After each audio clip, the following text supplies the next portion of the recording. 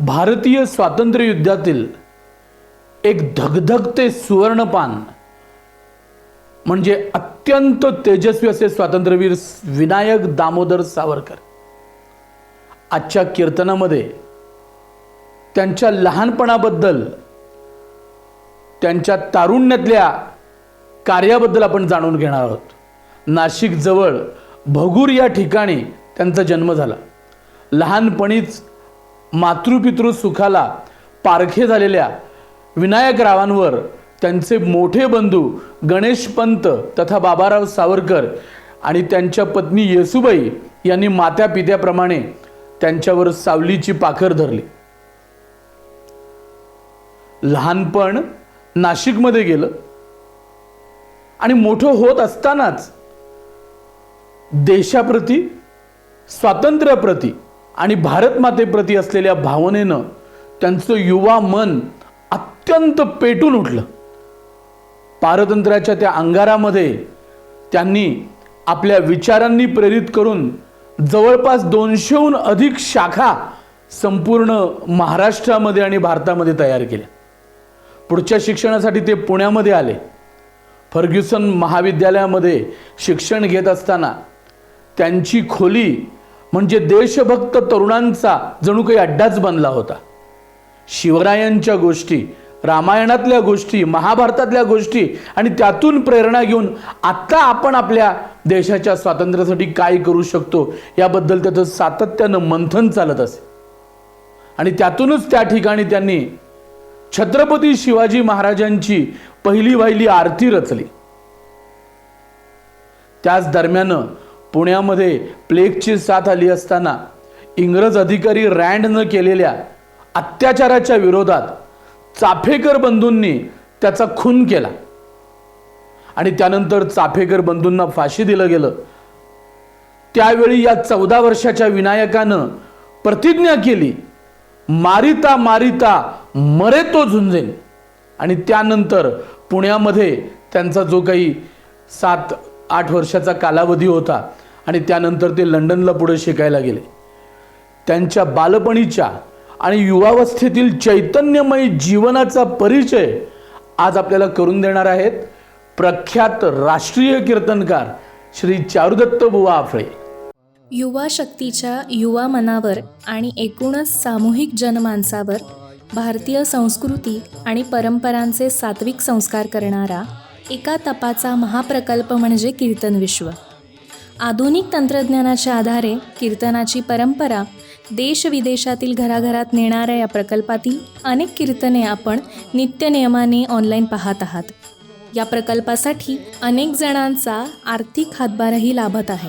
आजच्या कीर्तनाचे प्रायोजक आहेत मुलगी निवेदिता अभिषेक पुराणिक, नेदरलँड, जावई अभिषेक मुकुंद पुराणिक, नेदरलँड, मुलगा ओंकार अनंता वडके, पुणे.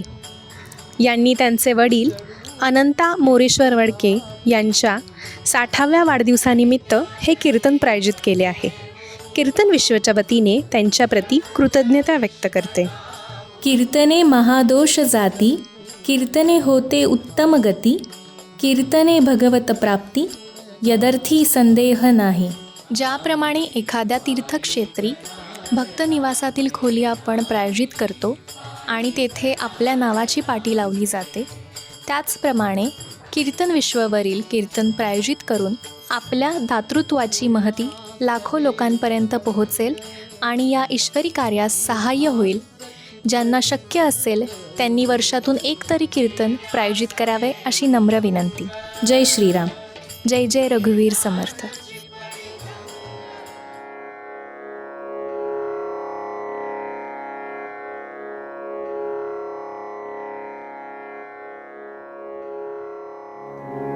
श्रीमन्महागणाधिपतये नमः. श्री सरस्वत्यै नमः.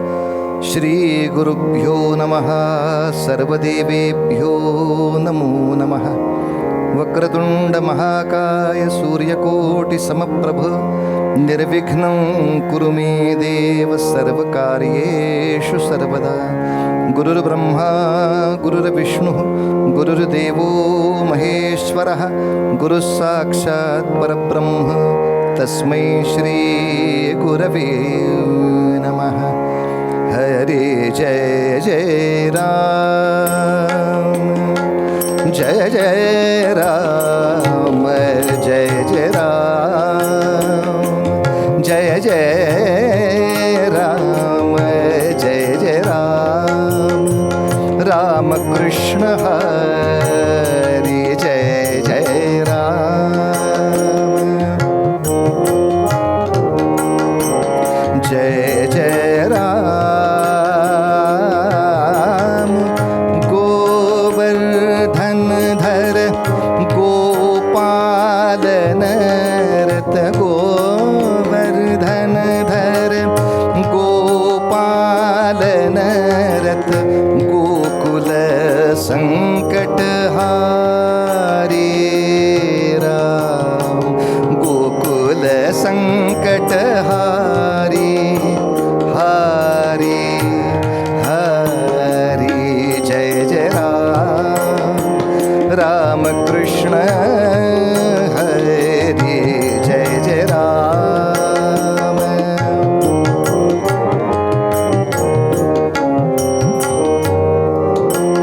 राम शरणागत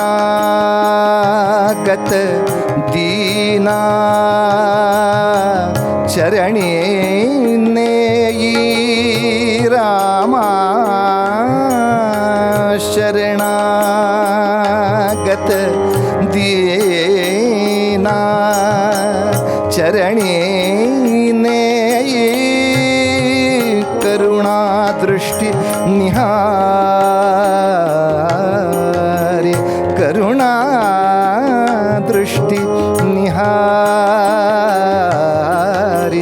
करुणा दृष्टी निहारी जय जय राम राम कृष्ण हरे जय जय राम हरे जय जय राम हरे जय जय राम. ये सद्गुरु राया कीर्तनी ये सद्गुरु राया ये सद्गुरु देवा कीर्तनी ये सद्गुरु राया ये सद्गुरु राया मती मंदमी काहीच नेणो मती मंदमी काहीच नेणो सांख्य अथवा न्याया हे सांख्य अथवा न्याया कीर्तनी ये सद्गुरु राया ये सद्गुरु राया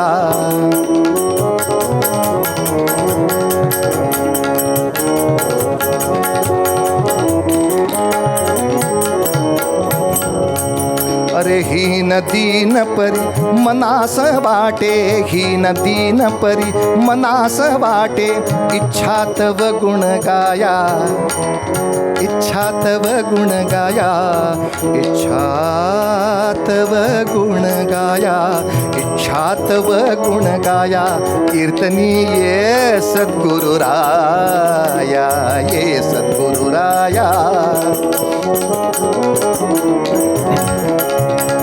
जनार्दन सद्गुरु ते विनवी जनार्दन सद्गुरु ते विनवी निरंजनी चाराया निरंजनी चाराया निरंजनी चाराया कीर्तनी ये सद्गुरु राया ये सद्गुरु राया कीर्तनी ये सद्गुरु राया ये सद्गुरु राया ये सद्गुरु राया. रघुपति राघव राजा राम पतित पावन सीताराम रघुपति राघव राजा राम पतित पावन सीताराम रघुपति राघव राजा राम पतित पावन सीताराम रघुपति राघव राजा राम पतित पावन सीताराम रघुपति राघव राजा राम पतित पावन सीताराम रघुपति राघव राजा राम पतित पावन राजाधिराज रामचंद्र महाराज की जय. पुंडलीक वरदाहार विठ्ठल श्री ज्ञानदेव तुकाराम पंढरीनाथ महाराज की जय. भारत माता की जय. आर्य सनातन वैदिक हिंदू धर्म की जय. छत्रपती शिवाजी महाराज की जय. जय जय रघुवीर समर्थ. सगमदने सदने मग सगमग सगमद मदनी धनी सा मनी लोचनी श्रीहरी तोची पाहे. मनी लोचनी श्रीहरी तोची पाहे. मनी लोचनी श्रीहरी तोची पाहे. जनी जाणता भक्त होवो निराहे. जनी जाणता भक्त होवो निराहे. गुणी प्रीती राखे क्रमू साधनाचा. गुणी प्रीती राखे क्रमू साधनाचा. जगी धन्य तो दास सर्वोत्तमाचा. जगी धन्य तो दास सर्वोत्तमाचा. जगी धन्य तो दास सर्वोत्तमाचा. जय जय रघुवीर समर्थ. आज चिंतनासाठी समर्थ रामदास स्वामींच्या मनोबोधामधला एक श्लोक घेतलाय. समर्थ रामदास स्वामींनी आम्हाला विपुल ग्रंथ संपदा दिली, दासबोध दिला, करुणाष्टक, सवाया, स्फुट काव्य तर अनेक आहेत. पण याचबरोबर एक छोटीशी आम्हाला भेट दिली 205 श्लोकांची. त्याला मनोबोध असं नाव आहे. तुम्हा आम्हा सर्वांच्या मनाला केलेला तो बोध आहे. आता आम्ही त्या पुस्तकाचं नाव सोयीस्कर करून मनाचे श्लोक असं म्हटलो, पण खरं मनाचे श्लोक इतकं त्याचं नाव नाही आहे. ते खरं मनोबोधच. कारण कसं आहे, मनाचे श्लोक कुणी करू शकतो. जे मनात आलं ते श्लोकात सांगितलं. मनाचे श्लोक. सदा सर्वदा रोग याला जडावा. माझ्या मनात आलं, मी श्लोकात सांगितलं. याचे कारणे डॉक्टर घरात यावा. अगदी चालीत. मला वाटते त्याने आधी मरावे. किती गोड असलं तरी काय हे भविष्य. आणि त्यामुळे याचे सर्व काही मजला मिळाले. पण माझ्या मनात आलं ते मी श्लोकात सांगितलं. झाला की मनाचा श्लोक. असा नाही. समर्थांनी जे दिलंय ते आमच्या मनाला बोध दिलाय. ते श्लोक या भावामध्ये आहेत, पण दिलाय तो बोध. 205 श्लोकांचं छोटं पुस्तक आहे, पण खरंच विद्यार्थ्यांनी, साधकांनी, संसारी लोकांनी, सिद्धांनी सुद्धा सातत्याने जवळ बाळगावं असं ते वाङ्मय आहे. कधी थोडा रिकामा वेळ मिळाला, त्यातला कुठलाही श्लोक घ्या आणि थोडं चिंतन करायला लागा. आयुष्य बदलून जातं. समर्थांच्या 205 श्लोकात मधलेच 10 श्लोक असे आहेत की या 10 श्लोकात समर्थांनी दासाची लक्षणं सांगितली आहेत. श्लोकाला 4 चरण असतात, 4 ओळी असतात. आता ओळीनं 10 श्लोक असे लिहिले आहेत की ज्या श्लोकाचा शेवटचा चरण जगी धन्य तो दास सर्वोत्तमाचा, असंच शेवट असलेले 10 श्लोक आहेत. राहिले प्रत्येक श्लोकातल्या 3 ओळी, म्हणजे 30 ओळी.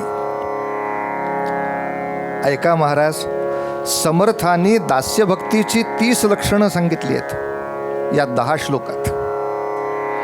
आणि दास्यभक्ती किंवा दास हा शब्द सगळ्या संतांना आवडीचा आहे बरं का.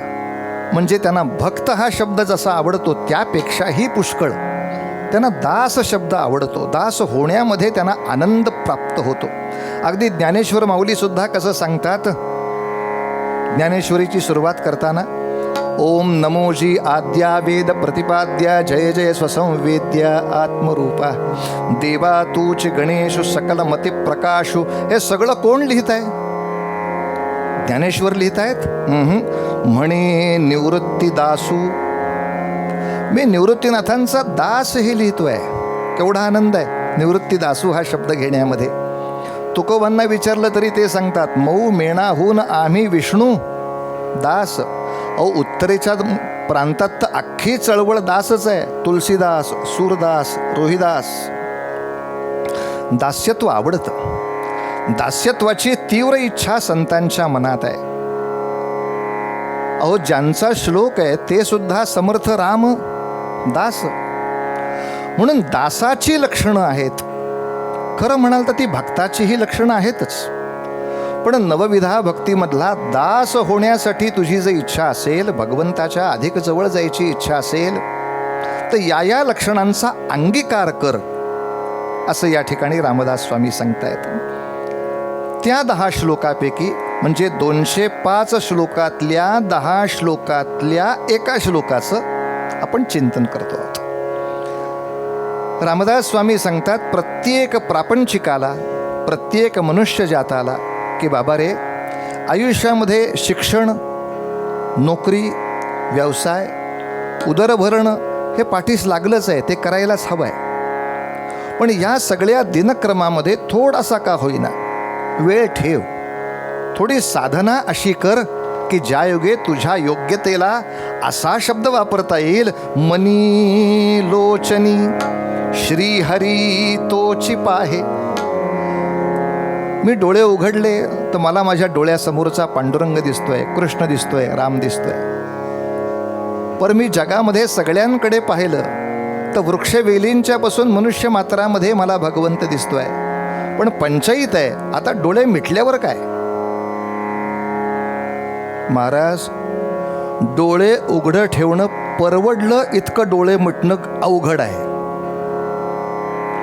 एखाद्या दारू पेलेल्या माकडाला ऊत यावा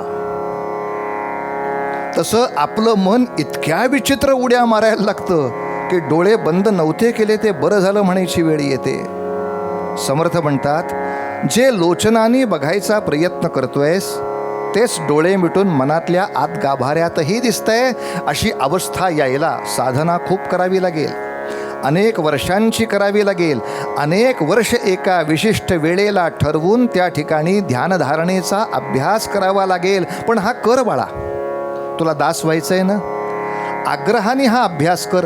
प्रपंच सांभाळून कर, शिक्षण सांभाळून कर, व्यवसाय सांभाळून कर, पण रोज नित्य थोडा वेळ का होईना असा अभ्यास कर की मी सर्व समाजामध्ये, सर्व विश्वामध्ये भगवंताला बघायचा यत्नपूर्वक जो अट्टहास करतोय, आता मी डोळे मिटल्यावर सुद्धा मनातही तो दिसावा, माझ्या सतत चिंतनामध्ये तो असावा आणि मलाही म्हणता यावं, तो हा विठ्ठल बरवा. तो जो विठ्ठल दिसतोय ना, ज्याचं मी ध्यान करतोय ना, आता डोळे मिटले, इथं आला, तो आणि हा एकच विठ्ठल आहे. आणि त्याने अत्यानंद मिळणार आहे बाळा, अत्यानंद मिळणार आहे. रोज अभ्यास कर. पण या अभ्यासाच्या बरोबरीनं समर्थ पुढच्या चरणामध्ये सांगतात, जनी जाणता भक्त होवो निराहे. भगवंताचं चिंतन केलं पाहिजे, भगवंताचं ध्यान केलं पाहिजे, आध्यात्मिक ग्रंथांचं वाचन केलं पाहिजे, काहीतरी व्यक्तिशः साधना केली पाहिजे, अगदी मान्य. पण हे सगळं करत असताना आपण या जगात जन्माला आलो ते फक्त स्वतःच्या उद्धारासाठी नाही. आपल्यावर समाजाचं काही दायित्व आहे. व्यक्तिशः कोणी मोठा झाला तर त्याचं कौतुक होतं, पूजन नाही. ज्याला समाजाची जाण नाही अशा कितीही मोठ्या माणसाचं पूजन भारतीय संस्कृती करत नाही. आपण व्यवहारात सुद्धा एखाद्याला पाहतो ना, कोण्या एखाद्या माणसाचं कौतुक केलं, काय उद्योगपती येतो, बाबा बाबा बाबा, काय पैसा कमवलाय, काय शिक्षण घेतलंय, किती सुंदर बंगला बांधलाय. तर जाणती माणसं पटकन सांगतात, काय करायचंय शिक्षण आणि पैसा, आईबाप मरायला टेकलेत, शेजारी बसायला सुद्धा तयार नाही. ज्यांनी माझ्यासाठी कष्ट घेतले त्यांच्यासाठी माझं जे दायित्व आहे ही जाण जर नसेल तर असा भक्त दास होण्याच्या योग्यतेला जाणार नाही. म्हणून सर्व संतांनी भगवंताची भक्ती करून भगवंताला प्राप्त करण्याचा अट्टहास केलाच, पण सामाजिक जाण ठेवून ज्ञानोबारायांना जेव्हा कळलं की अवघा महाराष्ट्र आज अर्जुन आहे, गोपालकृष्णांच्या वेळेला एकच होता, अवघा महाराष्ट्र आता अर्जुनासारखा भ्रमलेला आहे, मग याच्यासाठी मी फक्त आर्त स्वरामध्ये प्रार्थना करत बसणं एवढंच माझं दायित्व आहे? नाही, मला जर परमेश्वराने बुद्धी दिली आहे, मला जर नाथ संप्रदायाने शक्ती प्रदान केली आहे, तर याच्या जोरावर ती गीता ज्ञानदेवीच्या रूपानं मी देईन, महाराष्ट्राच्या काना कोपऱ्यापर्यंत पोचेन, त्यांना ती शिकवेन. या सगळ्यांना शहाणं करा हो भगवंता. असं क्रियाहीन रडणं कोणाही संतांच्या भक्तीत येत नाही. प्रत्यक्ष मला जे शक्य आहे ते न करता फक्त प्रार्थना करणं, हे मनुष्याला व्यवहारात सुद्धा कधी आवडत नाही. कल्पना करून चला, मी खड्ड्यात पडलोय, कल्पना कशाला करता, पडलोय बऱ्याच वेळा, मी खड्ड्यात पडलोय आणि तुम्ही माझ्या काठावर येऊन बसल्यात खड्ड्याच्या. काय आपले काय चाललंय? काही नाही, कीर्तन करतोय. अरे गधाड्या, खड्ड्यात पडलेला दिसतोय, काय करताय? हा काय प्रश्न आहे रे? कोण वर काढतंय म्हणून बसलोय मी. अरे मला वर काढा कोणीतरी. आपण कोण वर काढणार? शेवटी करता करविता जो आहे ना, तो आहे रड मेल्या. काय करता करविता तो आहे? अहो, तुमचा एवढा खोल खड्डा, आमचा हात कसा पुरणार? गधाड्या, तुझ्या घरात शिडी नाही, तुझ्याकडे दोरी नाही, तुझ्याकडे अग्निशामक दलाचा नंबर नाही, तुझ्याकडे महानगरपालिकेत किंवा पोलीस चौकीमध्ये तक्रार करण्यासाठी एकही तुझ्या आयुष्यात माणूस ओळखीचा नाही. यातला काहीही प्रयत्न न करता बघेल प्रभू, हे रडणं संतांना कितपत मान्य होईल कल्पना नाही, पण ज्ञानदेव काही रडले असं दिसत नाही. त्याने खडखडून ज्ञानेश्वरी लिहून प्रचार केला. देवाची कृपा होईल त्याच्यावर अवलंबून नाही राहिले. जाणता भक्त दामाजी पंतांच्या सारख्यांचं उदाहरण आहे. दामाजी पंत श्रेष्ठ भगवत भक्त होतेच, यात संशय नाही. पण जेव्हा मंगळवेढा परिसरामध्ये दुष्काळ पडला आणि या दुष्काळाच्या वेळेला सर्व शेतकरी आलेत, दामाजी पंत, तुम्ही बेदरच्या बादशहाच्या या सगळ्या धान्य कोठीचे प्रमुख आहात, आम्हाला आत्ता धान्य नाही दिलं तर मरून जाऊ हो. अशा वेळेला दामाजी पंतांनी काय करावं अशी अपेक्षा आहे आपली? काही नाही, प्रवचन करावं. काय आहे, शेवटी भगवंताच्या शक्तीपुढे काही चालत नाही. आता दुष्काळ आहे म्हणजे जर त्याचीच इच्छा असेल दुष्काळाची, तर तुम्ही काय करणार? काय रडत माणसं येतो आमच्याकडं. कुठल्या संतांनी शिकवलं हे रडायला? दामाजी पंतांनी सांगितलं, ही सगळी कोठी तुम्हाला देतो, पण याचा परिणाम म्हणून मी आयुष्यातनं उद्ध्वस्त होईन यात संशय नाही. कारण बेदरचे बादशाह समाजावर उपकार केल्यानंतर पारितोषिकं देतील इतक्या काही चांगल्या सरकार चालवत नाहीत. बायकोला विचारलं, मी हे आग्रहाने सांगतोय आपल्याला, दामाजी पंतांनी हा उपद्व्याप करण्याआधी बायकोला विचारलं, कळतंय का काही? पुष्कळ झालं. म्हणजे असा कुठलाही चांगला उपद्व्याप करण्याआधी संतसुद्धा बायकोला विचारतात. हे लक्षात ठेवून संतांच्या मार्गे जाणाऱ्या लोकांनी आपल्या बायकोची किंमत ठेवा. मुद्दा हा चाललाय माझा. बायकोला विचारलं की असं आहे, शेतकऱ्यांची समस्या आली आहे, देऊ का, आपण आयुष्यातनं उठू. बायकोही तयार होती हो. ती म्हणाली, एवढे सगळे शेतकरी जगणार असतील तर एक आपलं कुटुंब उद्ध्वस्त झालं तर काही फार वाईट वाटण्यासारखं नाही, पांडुरंगाची कृपा. आणि अशी समाजाची जाण ठेवून जेव्हा दामाजी पंतांनी कार्य केलं, कोणत्याही ईश्वरी चमत्काराची वाट न बघता, नुसती आर्तपणे प्रार्थना करण्यामध्ये वेळ न घालवता, मला जे शक्य आहे ते करण्यासाठी जेव्हा दामाजी पंत उभे राहिले, लोकांना धान्य दिलं. अर्थातच बादशहा चिडला, 2 लाखाचा दंड केला. आणि मग तो दंड भरण्यासाठी पांडुरंगाची कृपा अशी सांगतात, झाला महार पंढरीनाथ, झाला महार पंढरीनाथ. काय देवाची पांडुरंगाची, काय देवाची सांगू मात, झाला महार पंढरीनाथ, झाला महार.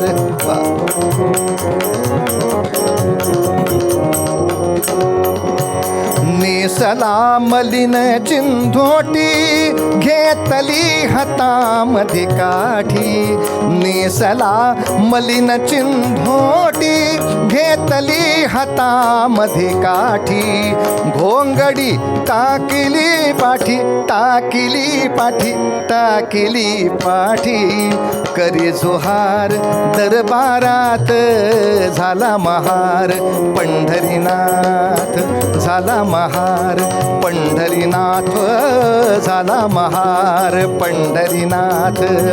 काय देवाची सांगू मात, काय देवाची सांगू मात, झाला महार पंढरीनाथ, झाला महार पंढरीनाथ, पंढरीनाथ, पंढरीनाथ. या गाण्याचा अर्थ तुम्हाला हवा तसा घ्या.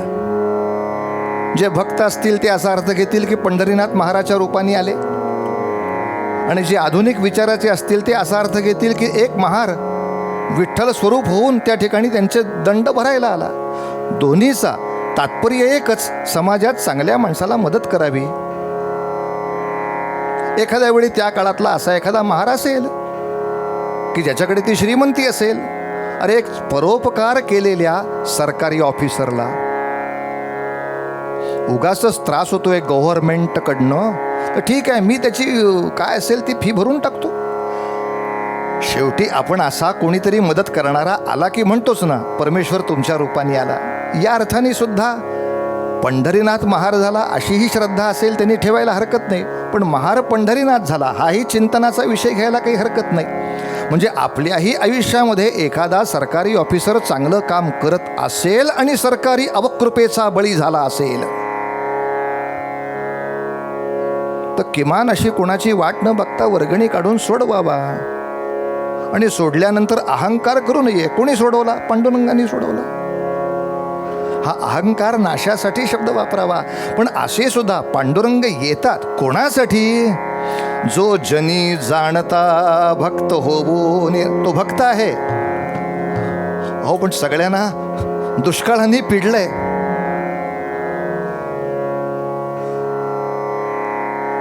भगवंताला काळजी आहे हे असली बडबड करणारा. समर्थांच्या दृष्टीनं एखाद्या वेळी तो भक्ती मार्गाचा उपासक असेल, पण तो भक्तही म्हणायच्या लायकीचा नाही आणि दास्त नाहीच नाही. आणि म्हणून शेवटच्या ओळीमध्ये, म्हणजे या 4 चरणाच्या श्लोकाच्या 3ऱ्या ओळीमध्ये समर्थ इतकंच सांगतात, गुणी प्रीती राखे क्रमू साधनाचा. या ओळीचा अर्थ नीट पहा. तोच खरा भगवंताचा दास, जो भगवंताच्या गुणावर प्रीती करतो. गुणी प्रीती राखे. कुठल्या गुणावर प्रीती करतो? कुठल्या गुणावर?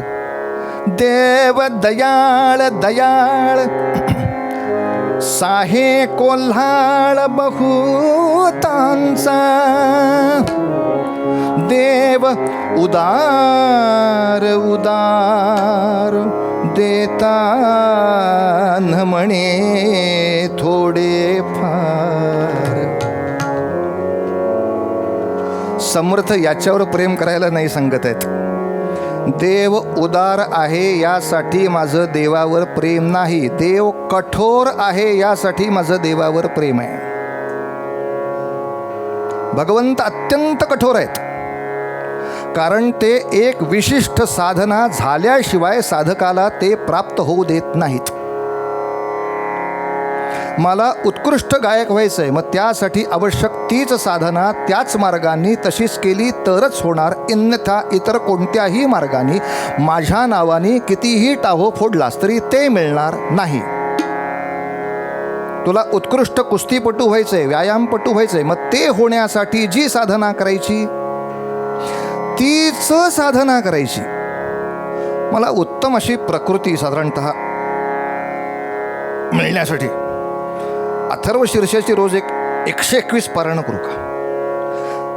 अथर्व शीर्षाच्या 121 पारायणामध्ये काहीही वाईट नाही, चूक नाही, पाप नाही. त्याचं पुण्यफळ निश्चितपणे आहे, ते तुला मिळणार. 121 पारायण केल्यानंतर जे अथर्व शीर्षाचं फळ आहे ते तुला मिळणार. पण तुझी इच्छा जे व्यायाम केल्यानंतर शरीर हवं होतं ते 1,00,008 सुद्धा मिळणार नाही. तो कठोर आहे, व्यायाम केलास तरच मिळेल. कुठल्याही पैलवानाने तुझ्या डोक्यावर हात ठेवल्याने तू पैलवान होणार नाहीस. जी साधना, लक्षात घ्या, मी गृहपाठ केला नाही तरी सुद्धा आई मला जेवायला देते, अशी आई आवडते, ही बाल्यावस्था आहे. माणूस मोठा झाला की त्याला वाटलं पाहिजे माझी चूक झाली तर आई मला शिक्षा करत होती म्हणून मला माझी आई आवडते.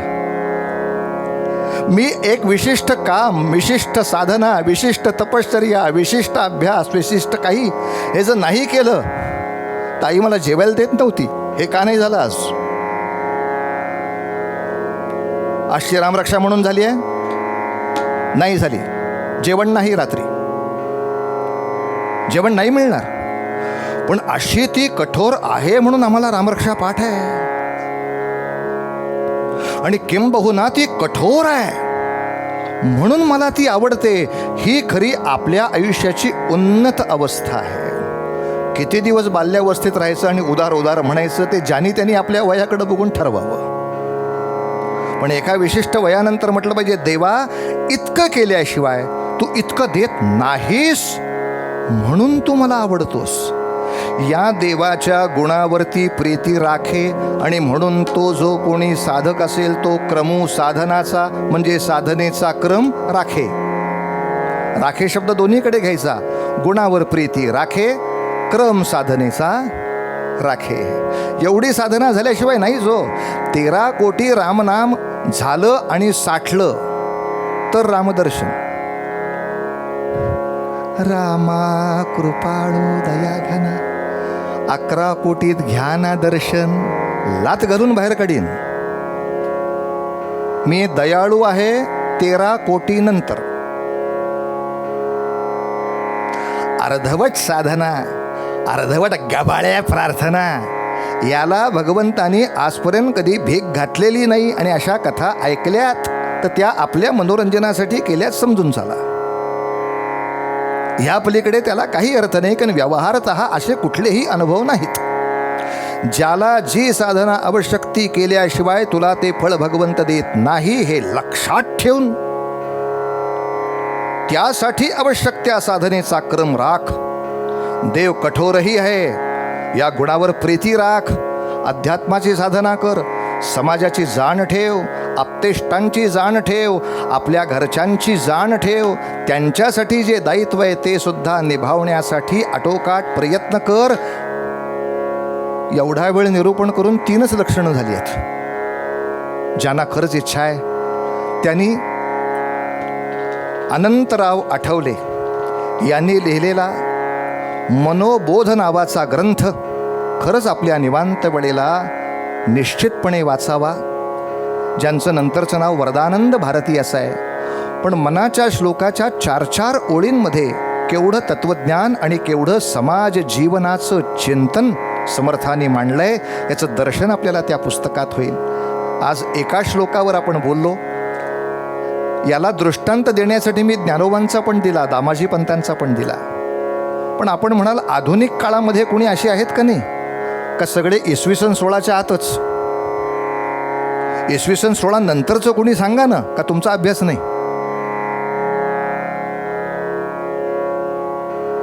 म्हणून मुद्दाम इसवी सन 1900च्या घरात जाणारं असं चरित्र आपल्यासमोर मांडतो, की ज्यांनी स्वतःच्या कर्तृत्वानं अध्यात्मसाधना, समाजधारणा आणि गुणासाठी त्या कठोरतेवर प्रीती करून आपलं आयुष्य कृतार्थ करून दाखवलं. असा उत्तरंगामध्ये चरित्रभाग सांगेन. एवढ्यासाठी मात्र लक्षात ठेवायचं, भक्ताची लक्षणं, दासाची लक्षणं. मला भक्त व्हायचं असेल तर भक्तीची साधना जितकी आवश्यक आहे तितकी समाजाची जाण आवश्यक आहे, कर्तव्य आवश्यक आहे. आणि भगवंत योग्य साधना केल्याशिवाय देत नाही या कठोरपणावर प्रेम करणं आवश्यक आहे. बस पूर्व श्लोकामध्ये महाराज हेच सांगतायत. मनी लोजनी श्रीहरी तोची पाहे, मनी लोचनी श्रीहरी तोची पाहे. जनी जाणता भक्त होवो निराहे, जनी जाणता भक्त.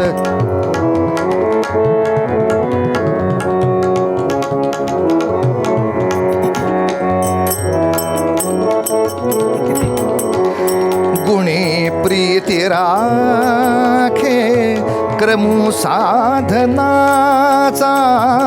गुणी प्रीती राखे क्रमू साधनाचा. जगी धन्य तो दास सर्वोत्तमाचा, जगी धन्य तो दास सर्वोत्तमाचा. दास सर्वोत्तमाचा, दास सर्वोत्तमा. जय जय रघुवीर समर्थ.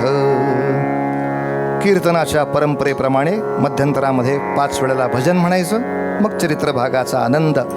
रघुपती राघव राजा राम पतित पावन सीताराम.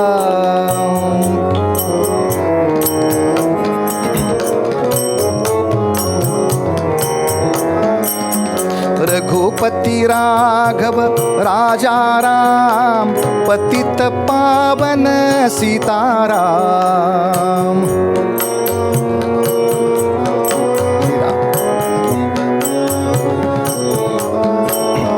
रघुपति राघव राजा राम पतित पावन सीताराम.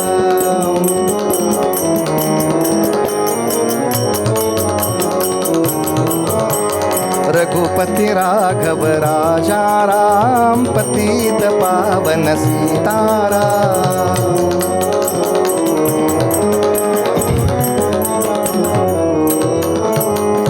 राजाधिराज रामचंद्र महाराज की जय. आख्यान सुरू होतंय गोदावरीच्या तीरावर, नाशिकपाशीच. भाग्यवान तो भगुर गाव हो, भाग्यवान तो भगुर गाव हो. नाशिकच्या शेजारी हो, नाशिकच्या शेजारी हो. भाग्यवान तो भगुर गाव हो, भाग्यवान तो भगुर गाव हो. नाशिकच्या शेजारी, नाशिकच्या शेजारी. तिथे जन्मले प्रभू सावरकर, तिथे जन्मले प्रभू सावरकर. हिंदू राष्ट्र कैवारी, हिंदू राष्ट्र कैवारी. भाग्यवान तो भगुर गाव हो, भाग्यवान तो भगुर गाव हो. भाग्यवान तो, भाग्यवान तो, भाग्यवान तो भगुर गाव. स्वातंत्र्यवीर विनायक दामोदर सावरकर यांचं समग्र चरित्र हे मनोबोधातल्या 10 श्लोकांचं प्रात्यक्षिक आहे. खरं कोणाही मोठ्या माणसाचं तप बघावं, शील बघावं, तपशील बघत बसू नये. पण काय करणार, लोकांना तीच हौस जास्त. काम काय केलं म्हणण्यापेक्षा तुम्ही कुठल्या शाखेचे, अमुक कुठले, तर मग तपशीलच जास्त. पण असो, ती पण हौस भागवून घेऊया. प्रभू श्री रामचंद्रांच्या पदस्पर्शानं पुनित झालेलं असं नाशिक क्षेत्र, ज्याच्या शेजारच्या पंचवटीमध्ये प्रभू रामचंद्रांचा वनवासातला निवास होता आणि ज्या ठिकाणी शूर्पणखेचं नाक छाटून टाकलंय रामचंद्रांनी, आपल्या पराक्रमाचा परिचय दिलाय, म्हणून त्या क्षेत्राचं नाव नाशिक. अशा पराक्रमी क्षेत्राशेजारी बगूर नावाच्या छोट्याशा गावामध्ये सावरकरांचा जन्म आहे. थोडासा तपशील सांगायचा असा तर सावरकरांच्या घरात 3 भाऊ आहेत आणि 1 बहीण आहे. थोरल्या बंधूंचं नाव आहे गणेशपंत सावरकर. काय आहे, चरित्र भागाच्या ओघामध्ये त्यांची टोपण नावं पटकन सांगितली जातात, त्यामुळं लक्षात येईलच असं नाही. गणेशपंत सावरकर हे थोरल्या बंधूंचं नाव आहे. पण जेव्हा या सगळ्या मुलांच्या डोक्यावरचं मातृपितृछत्र हे काळाने लवकर हिरावून घेतलं, अशा वेळेला या आपल्या धाकट्या सगळ्या भावंडांच्यावर पितृवत माया ज्यांनी केली, असे गणेशपंत असल्यामुळे घरामध्ये त्यांचं टोपण नाव बाबा सावरकर असं होतं. बाबांच्या जागी आता ते आहेत.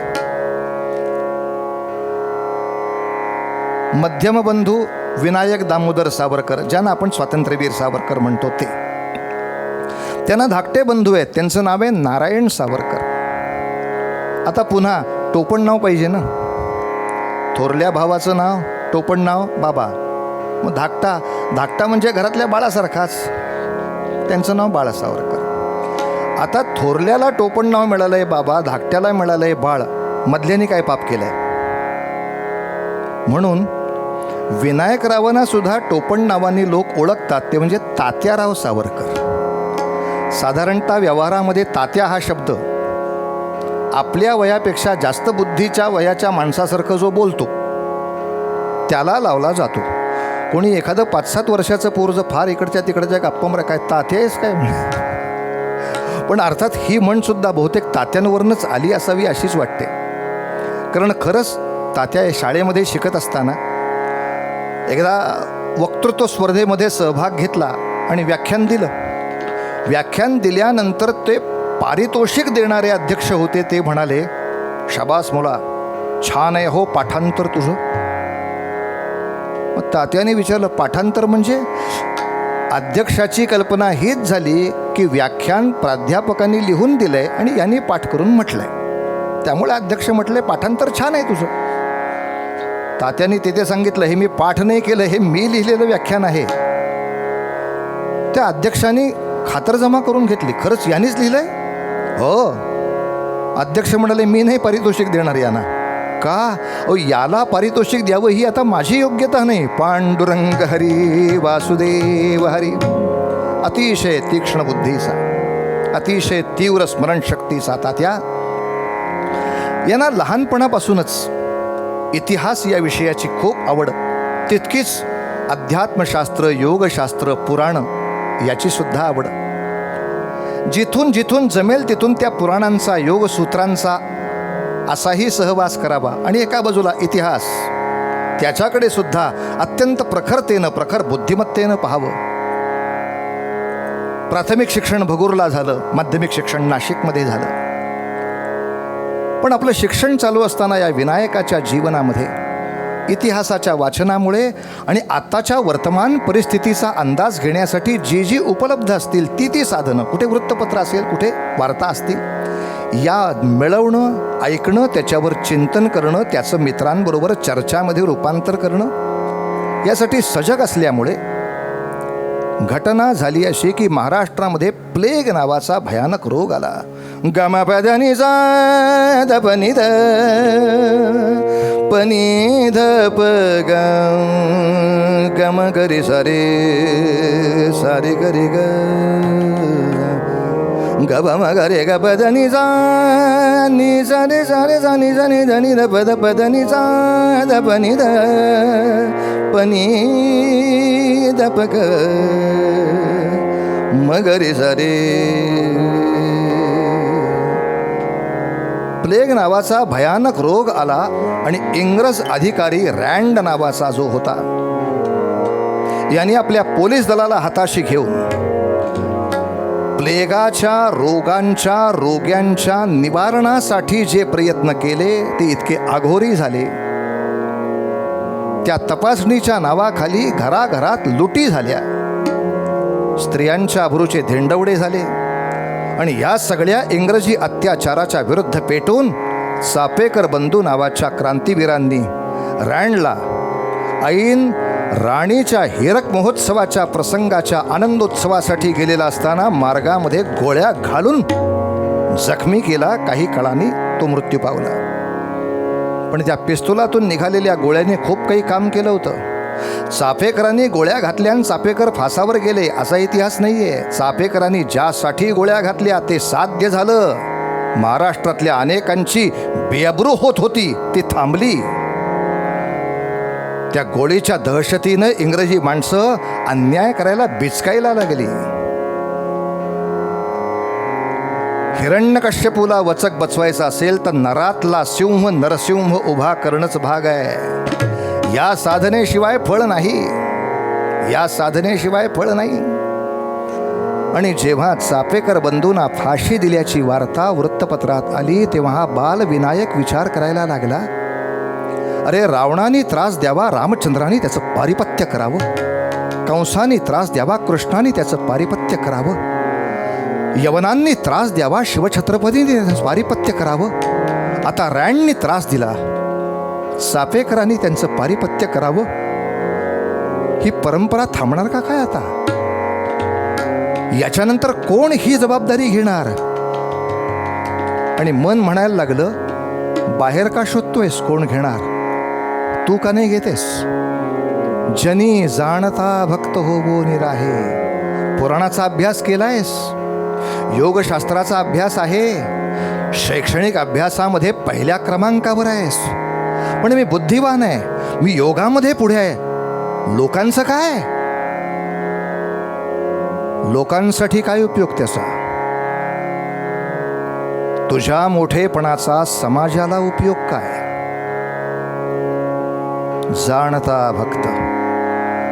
14 वर्षाच्या मुलाच्या मनात खात खात खात खात खात खात आग पेटली आणि आपल्या निवासस्थानी राहत्या घरी आपल्या देवघरातल्या देवीच्या मूर्तीसमोर प्रतिज्ञा केली बालविनायकानं, आई अग वाचिली कथा मी चाफेकर बंधूंची, मग गजाहली माझ्या सर्वांगाची, वाचली कथा मी चाफेकर बंधूंची, वाचली कथा मी चाफेकर बंधूंची, मग आग जाहली माझ्या सर्वांगाची, मग आग जाहली माझ्या सर्वांगाची, वाचली कथा मी चाफेकर बंधूंची, वाचली कथा मी. आई, या देशाचे स्वातंत्र्य मिळवण्यासाठी सशस्त्र क्रांतीचा केतू उभा करून शत्रूला मारता मारता मरे तो झुंजेन.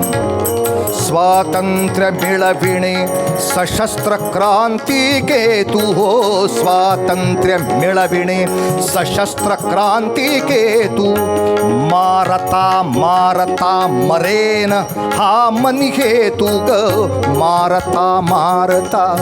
सावरकरांचा प्रत्येक शब्द महत्वाचा आहे. फुकट नाही मरणार, उगाच नाही मरणार, शत्रूचे 100 वध करीन मगच मरीन मरायचा असला तर. कारण सावरकरांचं आयुष्यभराचं तत्व होतं, फक्त स्वतःची रक्त सांडून देशाला स्वराज्य मिळत नाही, स्वदेश भक्तांच्या शतपट शत्रूचं रक्त सांडलं तरच देशाला स्वातंत्र्य प्राप्त होत असतं. या नियमाला अनुसरून मरेन महत्वाचं नाही, मारता मारता मरेन हा मनी हेतू. मरणाची भीती न लेशही कसला किंतु, मरणाची न भीती लेशही कसला किंतु. महिषासुर मर्दिनी साक्ष तुझ्या चरणाची. अग आग जाहली माझ्या सर्वांगाची. वाचिली कथा मी चाफेकर बंधूंची. वाचिली कथा मी चाफेकर बंधूंची. वाचिली कथा मी चाफेकर बंधूंची. सावरकरांची प्रतिज्ञा आपण इतक्या वर्षांनी पुन्हा आठवतो, कारण त्यांनी प्रतिज्ञा पूर्ण केली. आम्ही काय कमी प्रतिज्ञा करतो? पुढच्या 1 जानेवारीपासून सुरू हो. आता नक्की रियाज करणार. मग डिसेंबरमध्ये कळतं बराच काळ काहीच केलं नाही आपण. आता हे पुढचा पाडवा आला ना की व्यायाम सुरू हो हो हो. पुढल्या पाडव्याला हे पाप्याचं पितरच. प्रतिज्ञा घेतली ह्यात मोठेपणा नाही, ती पार करण्यासाठी, ती योग्य करण्यासाठी जो आटोकाट यत्न केला. लक्षात घ्या, कित्येक वेळेला मनामध्ये केलेली प्रतिज्ञा या जन्मात नाही पूर्ण होत. पण पूर्ण नाही झाली म्हणून अयशस्वी जीवन नाही म्हणत त्याला. किमान त्याच्याकडे जाण्याचा प्रयत्न प्रामाणिक पाहिजे. यशाकडे प्रामाणिक वाटचाल म्हणजे सुद्धा यशच. 1857च्या वीरांनी ठरवलं होतं भारताला स्वातंत्र्य मिळालं पाहिजे म्हणून लढले. नाही स्वातंत्र्य मिळालं, आधीच मरावं लागलं. मग आयुष्य अयशस्वी आहे का? भगतसिंगांची इच्छा होती स्वातंत्र्य मिळावं, पण आधीच फाशी जावं लागलं. स्वतंत्र भारत नाही बघता आला. भगतसिंगांचं जीवन अयशस्वी आहे का? यशाकडे प्रामाणिक वाटचाल केली ना, तेही यश आहे. म्हणून प्रतिज्ञा तर केली आणि त्या प्रतिज्ञेप्रमाणे कार्य सुरू केलं. सावरकरांच्या मित्रांच्या संस्थेचं नाव, पहिल्यांदा जे मित्र जमा केले देशभक्तीसाठी, त्यांना नाव दिलं आधी मित्रमेळा. मग हळूहळू त्या मित्रमेळ्याचं अभिनव भारतात नंतर रूपांतर केलं. पण मित्रमेळ्याच्या, ऐकून ठेवा, तात्या सावरकरांनी आपल्या मित्रांना सांगावं आणि काहीतरी देशभक्तीसाठी थोडी उपासना, थोडा व्यायाम, थोडं इतिहास वाचन आणि थोडं सांस्कृतिक अशा तऱ्हेचं कार्य त्या शाखेनं सुरू करावं. अशा शाखा जर निर्माण करायच्या असतील तर शिक्षण चालू ठेवून किती ठिकाणी फिराल प्रचार करायला? फिरणार असाल तर शनिवार रविवारच, सुट्टीच्या काळात फिराल. पण अशा तऱ्हेनं काही मित्रांना तयार करावं, मग त्या मित्रांनी त्यांना तयार करावं. काही ठिकाणी तात्यांनी स्वतः जावं. असं करता करता करता शालेय वयापासून 14व्या वर्षी प्रतिज्ञा गेली. त्याच्यानंतर 23व्या वर्षी भारत सोडला.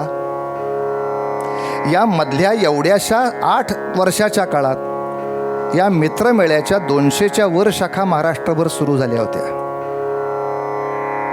सावरकर जेव्हा लंडनला जायला निघाले तेव्हा त्यांना निरोप द्यायला महाराष्ट्रभरातल्या या 200 शाखाचे प्रतिनिधी आले होते काळाराम मंदिरात नाशिकला. काय संघटना बांधायचं कौशल्य असेल. पहिल्या सुरुवातीला 3 लोकांनी संस्था सुरू झाली आणि त्याची व्याप्तीनंतर 3 खंडामध्ये झाली पृथ्वीच्या. म्हणून त्यांना मोठी माणसं म्हणायचं. आपलं चरित्र नाही सांगणार कोण. पहिलं कीर्तन ऐकायला 12,000, पुढचं 5, त्याच्या पुढचं 500.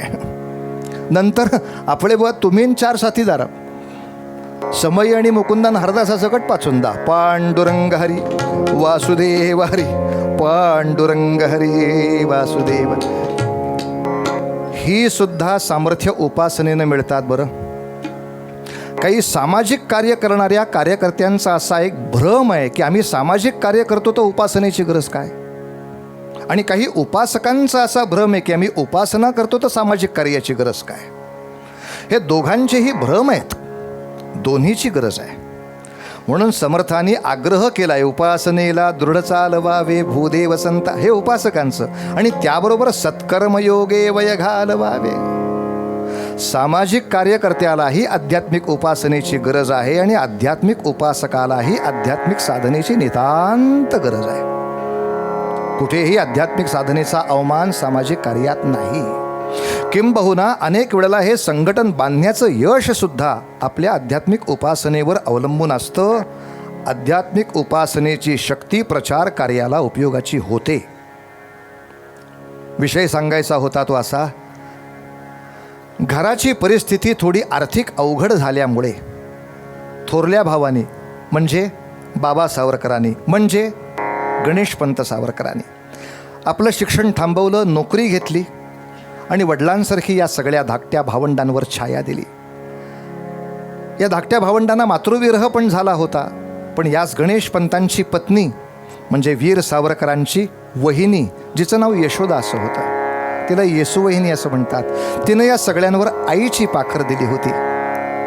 पण माया केली, खूप कष्ट केले तरी विनायकाचं, नारायणाचं याच्या पुढचं शिक्षण परवडण्यासारखं नव्हतं. काहीतरी करणं आवश्यक होतं.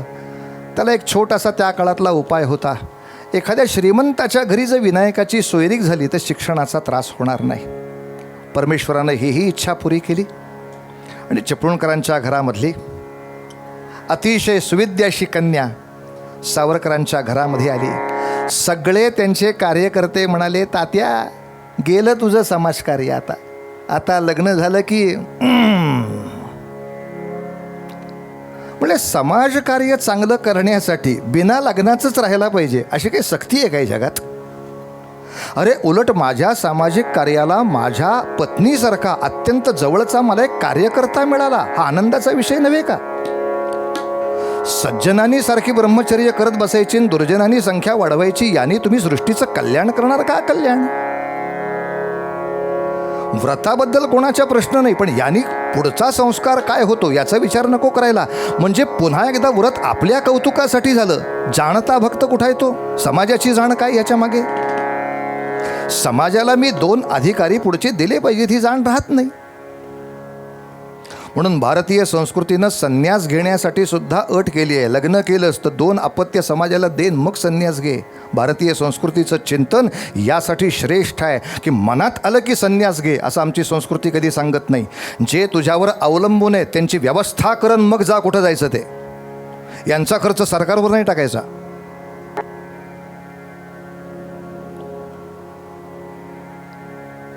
विवाहानंतर सावरकर महाविद्यालयात आहेत. पूर्वीच्या काळी बरं होतं नाही, विवाहानंतरच महाविद्यालय असल्यामुळे महाविद्यालयाच्या अभ्यासात लक्ष लागत होतं. वधूवर सूचक मंडळ होत नव्हतं त्याचं. मग हिच्याशी लग्न करावं का ह्याच्याशी लग्न करावं, अभ्यास राहायला बाजूला. अरे ते सरस्वतीचं प्रांगण आहे आणि त्या सरस्वतीच्या प्रांगणात झालेले भ्रष्टाचार दुर्दैवाने मीडियामध्ये दाखवले जातात आणि आम्ही मूर्खासारखे बघत बसतो. जाणत्या लोकांनी तरी त्याला विरोध केला पाहिजे. जे समाजातले जाणते प्राध्यापक आहेत, जाणते नेते आहेत, यांनी तरी विरोध केला पाहिजे. असं नका दाखवत जाऊ. अरे विद्येच्या प्रांगणात काय करता येतं?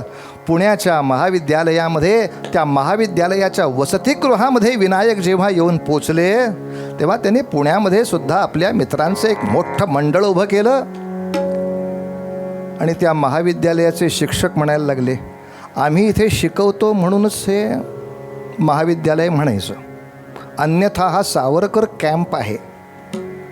अहो जी मुलं प्राध्यापकाच्या टिंगल्या टवाळ्या करण्यामध्ये सगळी आयुष्य संध्याकाळ घालवतात ती सगळी पोरं संध्याकाळच्या वेळेला या सावरकराच्या खोलीमध्ये जमतात. राणा प्रतापाच्या तसबिरीची पूजा होते, शिवरायांच्या तसबिरीची पूजा होते. पण एक उणीव होती, शिवरायांच्या तसबिरीसमोर आरती ओवाळली जायची पण आरती म्हटली जायची शंकरांची, कारण शिवरायांची आरतीच उपलब्ध नव्हती. सगळे मित्र म्हणले, तात्या आम्ही असं पण ऐकलंय तू लेका कविता छान करतोस, मग शिवाजीराजांची आरती लिहिन रे. आणि महाविद्यालयातले सावरकर लेखणी घेऊन आपल्या सरस्वती प्रतिभेला या शिवरायांच्या शौर्याच्या पूजनासाठी प्रवृत्त करते झाले. त्यांनी आरती लिहिली आणि ती जेव्हा मुलांनी गायली तेव्हा ती जय देव जय देव जय जय शिवराया या या अनन्य शरणा आर्या ताराया जय देव जय अशीच म्हटली होती. आता मी जरा चालीत म्हणतोय कारण लोकांना तसं ऐकायची सवय झाली आहे म्हणून. बाकी काही आपल्याला गाणं येत नाही. किंबहुना सुरात असण्यापेक्षा आपण असुर, त्याच्यानंतर एकाच वेळेला 2 आवाज आल्यामुळं बेसुर, आणि सहन नाही झालं की भेसुर, अशा वेगवेगळ्या सुरामध्ये प्रयत्न करायचा हो. काय गोड शिवरायांची आरती लिहिली गेली आणि आपल्या सगळ्या मित्रांच्या मनात स्वातंत्र्य मिळवायचं असेल तर ज्यांनी स्वातंत्र्य मिळवलं त्यांनी जी साधना केली त्या रस्त्याने जा. ज्याला ज्या गावाला जायचे त्या गावाला जो पोचला त्याच्या इतिहासाप्रमाणे जा. दुसऱ्यांच्या समोर आपल्याला दानाच्या भिका ज्यांनी मागितल्या त्यांच्या कुठं दारात उभे राहता स्वराज्यासाठी. भिकाऱ्यांचे धंदे नाहीत हे, पराक्रमाचे धंदे आहेत.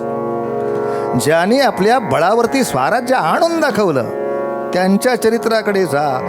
सावरकरांचा नव्हे तर आपल्या सर्व देशवीरांचा आदर्श शिवराय होते यात संशय नाही. काय गोड शब्द वापरलेत.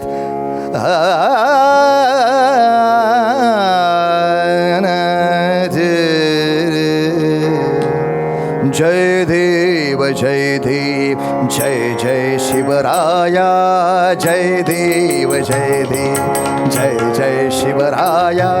जय जय शिवराया. या या अनन्य शरणा आर्या ताराया. जय देव जय देव जय जय शिवराया. जय देव जय देव. आर्यांच्या देशावरी म्लेच्छांचा घाला. आर्यांच्या देशावरी म्लेच्छांचा घाला. आला आला सावध हो शिव भूपाला. सद्गदिता भूमाता दे तुझ हा केला. दे तुझ हा केला.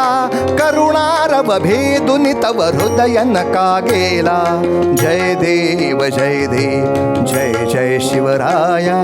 जय जय शिवराया. या या अनन्य शरणा आर्या ताराया. जय देव जय देव जय जय शिवराया. जय जय शिवराया. जय जय शिवराया. छत्रपती शिवाजी महाराज की जय. अशा देशभक्त विनायकाची गाठ एका लोकोत्तर नेत्याबरोबर झाली ज्यांचं नाव होतं लोकमान्य टिळक. लोकमान्य टिळकांच्या मार्गदर्शनाखाली सावरकरांनी आपला प्रवास अधिक व्यापक केला. जेव्हा लोकमान्यांच्याकडून किंवा अनेक अनेक देश नेतृत्वाकडून असं ऐकलं सावरकरांनी की अरे हा इंग्रज बंगालची फाळणी करतोय. फाळणी बंगालची झाली तरी प्रतिक्रिया देशभर उमटली पाहिजे. आपण प्रत्येकाने काहीतरी निषेध व्यक्त केला पाहिजे. पुढची कथा ज्यांना माहीत नाही त्यांना एवढं सांगून दाखवा बरं. पुढं काय उत्तर देतील सांगा मुलं. केला पाहिजे. काय मी जर एखाद्या युवक संघटनेचा अध्यक्ष असतो ना केला असतं. कारण सांग फक्त. मग मी जर प्रांतिक अध्यक्ष असतो काय करायचं. तुझा प्रांतिक अध्यक्ष तुला तुझ्या ओळखीचे 10 मित्र आहेत का नाहीत. उठ. सावरकरांनी आपले महाविद्यालयामध्ये असलेल्या 300 मित्रांना एकत्र घेऊन विजयादशमीच्या मुहूर्तावरती परदेशी कापडाची होळी इंग्रजाच्या सैन्यात देखत करून दाखवली पुण्यामध्ये. माझ्या आवाक्यात आहे तेवढं. जर शिवाजी राजांना कोणी विचारलं स्वराज्य वगैरे स्थापूया का, मला जरा दिल्लीपर्यंत पोचू दे नंतर स्वराज्य येणार आहे. माझ्याकडे जे मावळे आहेत त्यांनी सुरुवात. काय आदर्श पाळावा हा माझ्या आदर्शाचा चरित्रभाग आहे. मग भक्ताचा चरित्रभाग असाच पाहिजे. रावणाचा निपात करायचा आहे, रामचंद्रांनी लंका गाठली आहे. कंसाचा निपात करायचा आहे, गोपाळकृष्णांनी मथुरा गाठली आहे. औरंगजेबाचा निपात करायचा, येऊ दे ना त्याला. रायगडावर जेव्हा येईल ना बघू ना आपण. शिवरायांचा आदर्श आग्र्यापर्यंत जाऊन औरंगजेबाची फजिती करून येईल. माझ्या देवाचं चरित्र तशा रस्त्यावर पावलं तर टाकून बघतो. साधना ही केल्याशिवाय हे नाही, असाच देव आहे. मी हिमालयाच्या गुहेमध्ये बसून याच्यानंतर 500 वर्ष जरी जप केला तरी भारताला स्वातंत्र्य नावाचं फळ 500 वर्षाच्या जपाला नाही. स्वराज्यासाठी जी साधना तीच केल्याशिवाय स्वराज्य येणार नाही, इतका भगवंत कठोर आहे. रामायणाच्या काळामध्ये अगस्तींची तपस्या मोठी आहे, विश्वामित्रांची मोठी आहे, वसिष्ठांची मोठी आहे, गौतमांची मोठी आहे, कितीही मोठ्या तपस्या आहेत. पण रावणाचं सैन्य पराभूत करण्यासाठी सैन्य नाही, राज्य रावणाचंच राहणार.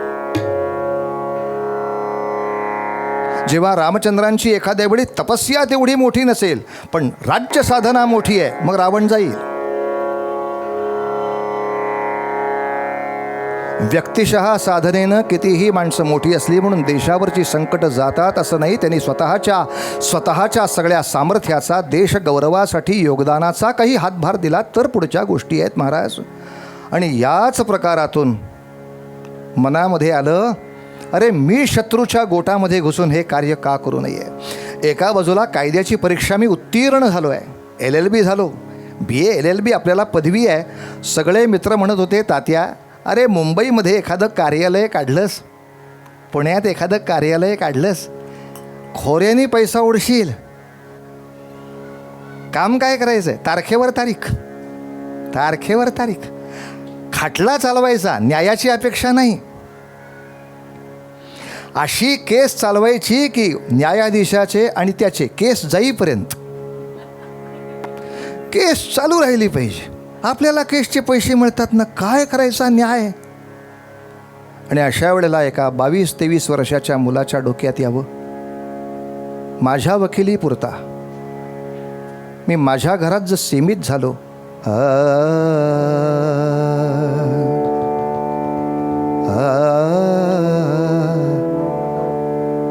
तर माझ्या आईची वकिली कोण करेल. मारुतीराय जर किष्किंधेपुरते मर्यादित राहिले तर रामाचं महात्म्य रावणापुढे जाऊन कोण सांगेल. वेळ पडली तर लंकेचं दहन करून रावणावरती भीती कोण उभी करेल. मी का नाही. मला लंका जाळता येईल का नाही माहीत नाही, रावणाला दहशत नक्की लावीन. हिंदुस्थानाच्या संस्कृती नावाच्या सीतेला धक्का लावल्याचे परिणाम तुला भोगले पाहिजेत. यासाठी माझी व्यक्तिगत सुख बाजूला सोडून पण माझ्या व्यक्तिगत गुणवत्ता उपयोगात आणून माझी वकिली देशासाठी, माझं काव्य देशासाठी, माझा पराक्रम देशासाठी, त्यासाठी आवश्यक ती देहाची साधना व्यायाम करणार. माझा व्यायाम देशासाठी, माझं संघटन देशासाठी. परित्राणाय साधूनां विनाशाय च दुष्कृतां धर्मसंस्थापनार्थाय. हे जर कार्य माझ्या भगवंताने केलं असेल आणि त्यासाठी मी जर त्याला भगवंत म्हणत असेन तर त्या भगवंताचा दास असलेल्या मारुतीनं फक्त रामाचं भजन नाही म्हणायचं आहे, वेळ प्रसंगी गदा उचलायची आहे आणि रामचंद्रांचं युद्ध सुलभ करायचं आहे. हे देवाचं युद्ध सुलभ करण्यासाठी मी का जाऊ नये. घरी विचार झाला सगळ्यांचा. अर्थात जगाला कारण इतकंच सांगितलं की मी LLB झालो आहे, पण वकिलीची याच्या पुढची परीक्षा असते बॅरिस्टर होणं. बॅरिस्टरच्या अभ्यासासाठी जातो, अर्ज भरला, शिष्यवृत्ती मंजूर झाली, तात्या निघाले. पण सावरकर का जातोय थोरल्याला माहीत होतं, अंदाज होता. ती सुद्धा भरताची आणि रामाची भेट अशीच होती की राम भरताच्या भेटीच्या वेळेला किमान भरताला विश्वास नक्की होता हा राम परत भेटेल याचा. या भरत भेटीमध्ये विश्वास कोणालाच नव्हता. बाबा मी तिथे जे कार्य करणार त्याची सूत्र इथपर्यंत येणार, ती सूत्र तुम्ही इथे हलवायची आहेत. या कार्याबद्दल एखाद्या वेळी तुम्ही इथल्या इथे आणि मी तिथल्या तिथे संपून जायची शक्यता नाकारता येत नाही. पण हे संपूर्ण पत्करल्याशिवाय मी माझ्या समर्थांच्या परीक्षेला उतरू नाही न शकणार. कारण ते म्हणाले, दास होण्यासाठी जनी जाणता भक्त हो निराहे. आणि इंग्रजांनी येशूची प्रार्थना करून नाही राज्य मिळवलं. त्यांचे अनेक सैनिक, अनेक अधिकारी आपल्या प्रपंचाच्या सुखावर निखारा ठेवून इथे आले आणि आमच्यावर राज्य करून दाखवलं. अरे जे इंग्रजाला आपल्या कुटुंबाचे विरह सहन करून आमच्यावर राज्य करता येतं, आम्हा देशभक्तांना गोकुळ मोठं करायचं असेल तर कृष्णाला गोकुळ सोडावंच लागेल. अयोध्येचं नाव मोठं करायचं असेल तर आम्हाला अयोध्या सोडावीच लागेल. महाराष्ट्राचं नाव मोठं करायचं असेल तर शिवरायांना महाराष्ट्र सोडावा लागेल. आप्तेष्टांच्या तुटी हे महत् कार्याच्या किमती आहेत, ते मूल्य देणं भाग आहे तुम्हाला आम्हाला. आणि हे मूल्य दिल्याशिवाय भगवंत माझ्यावर प्रसन्न होत नाही. या गुणावर माझं प्रेम आहे. देवा तू चांगला आहेस. अरे तू असा आहेस म्हणून मी या पराक्रमाला उभा राहतोय. माझ्याकडून करतो प्रयत्न, बाकी सारं तुझ्या हाती. माझ्या कार्यामध्ये, माझ्या देशामध्ये मी भगवंताला बघतोय. माझ्या योगसूत्राच्या अभ्यासाने मी डोळे मिटल्यावरही तुला बघणार आहे. मी समाजाची जाण ठेवून उभा राहतोय आणि तुझ्या कठोरपणाच्या गुणावर प्रीती करून माझ्या साधनेचा क्रम, आध्यात्मिक साधनेचा, समाज साधनेचा, राष्ट्र साधनेचा क्रम राखून तुझ्या कार्याला येतोय. या सावरकरांनी पुढे असं काही कार्य केलंय महाराज की ज्यांची स्मृती आज तागायत सर्व देशवीरांना अशी मनातून धगधगत प्रेरणा देतीये. बस संपलाच कीर्तन. या अशा महापुरुषांच्या चरित्रातनं मी उठून काही करावं एवढी जरी उर्मी तुम्हा आम्हाला मिळाली तरी सुद्धा समर्थांचा प्रयास, सावरकरांचा प्रयास आणि हा कीर्तनाचा प्रयास काही प्रमाणात सफळ झाला म्हणता येईल. बस अशा कीर्तनाचा विराम इथे. मनी लोचनी श्रीहरी तोची पाहे, जनी जाणता भक्त होवो निराहे. गुणी प्रीती राखे क्रमू साधनाचा, गुणी प्रीती राखे क्रमू साधनाचा. जगी धन्य तो दास सर्वोत्तमाचा, जगी धन्य तो दास सर्वोत्तमाचा, सर्वोत्तमाचा, सर्वोत्तमाचा.